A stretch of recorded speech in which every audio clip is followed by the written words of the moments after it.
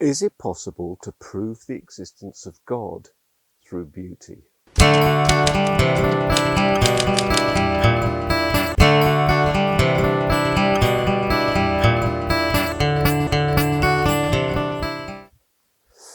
It's very easy sitting here, the beautiful Northumberland countryside, looking north towards the Scottish border, to be aware of the beauty of where you are and the beauty of your surroundings.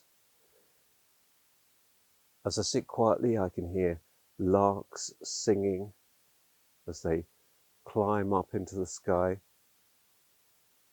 I can hear the sound of the seals out on the sandbanks as they bask. Are these things some sort of indication that there's a God? In evolutionary terms, we don't need beauty, do we? Beauty is something that exists for no apparent reason.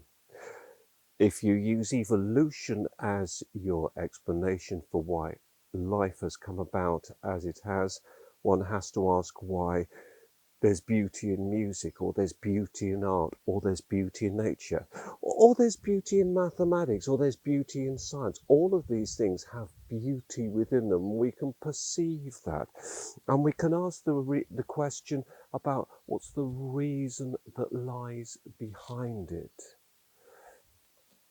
Now, of course, the obvious answer is that God made it so and intends us to have beauty to make life better.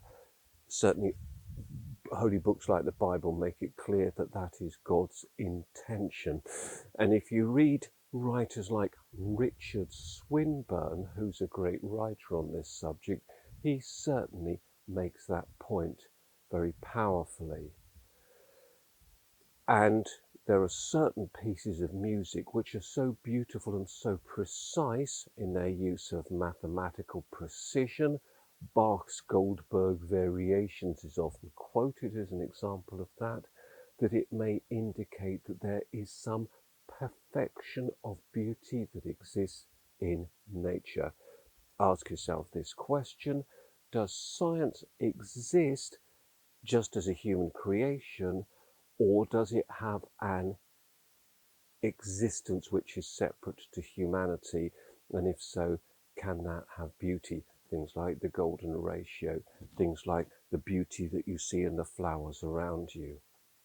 Now, of course, this isn't a direct proof for the existence of God at all.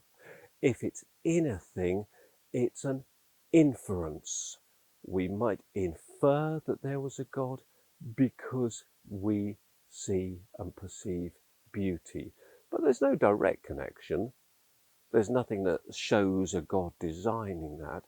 And certainly if you were Richard Dawkins or any other of the great skeptical writers who tend to reject the existence of God, they would say there's a natural explanation for it. It's only beautiful because we perceive it as such.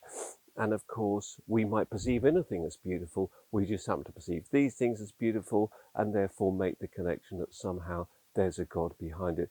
But there's no direct evidence to suggest that that's the case. And so we find ourselves yet again looking at how probable the answer is. And that's a very important way when you're understanding and you're trying to make sense of these types of arguments. Is it probable that there's a God because it's beautiful in the world around us? Is it possible that there's a God because there's beauty in the world round about it? Or is it probable that there's a perfectly natural, scientific, empirical explanation that there isn't?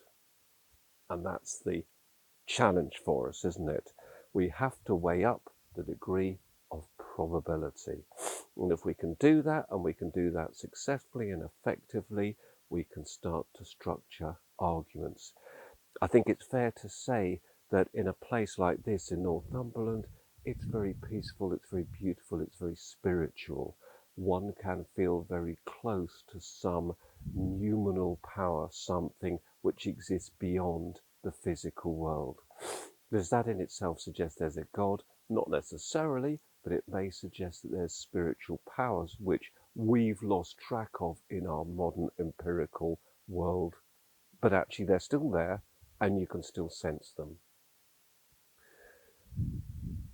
An interesting argument, one that I hope you enjoyed. I hope you weren't too put off by the wind buffeting the camera there and as it wobbling a little bit. Like the video, subscribe to the channel, take care of yourself, goodbye.